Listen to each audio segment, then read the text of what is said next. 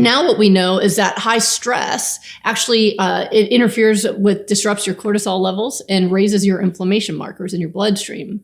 So when people have very high stress, they are a much higher likelihood of triggering those genes for disease.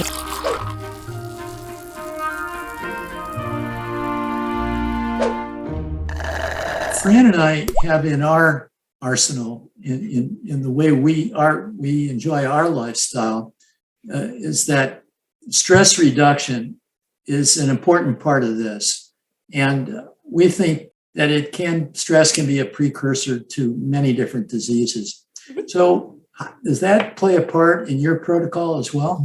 Absolutely. Yeah. So you're absolutely right that, as I mentioned earlier, how I saw the emotional impact on people with their recoveries.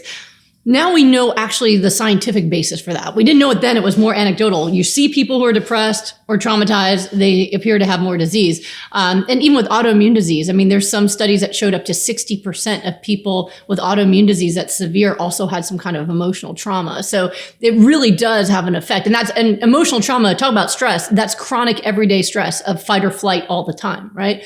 So now what we know is that high stress actually it interferes with, disrupts your cortisol levels and raises your inflammation markers in your bloodstream.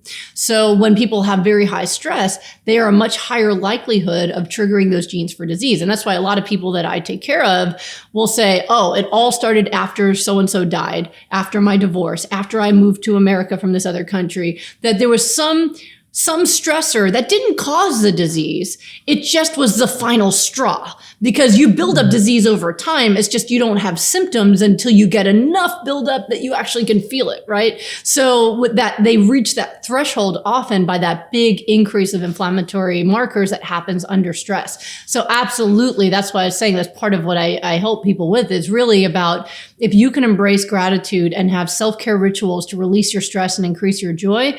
One, life can be good now even while you're sick. And two, you're going to get healthier much faster.